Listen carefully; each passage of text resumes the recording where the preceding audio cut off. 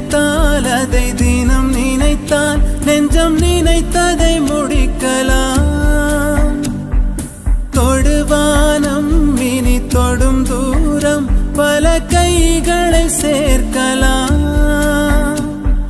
விதை விதைத்தால் நெல்லை விதை விதைத்தால் அதில் கள்ளிப்பு முளைக்குமா? நம் தலைமுறைகள் 100 கடந்தாலும் தந்த வீரங்கள் மறக்குமா?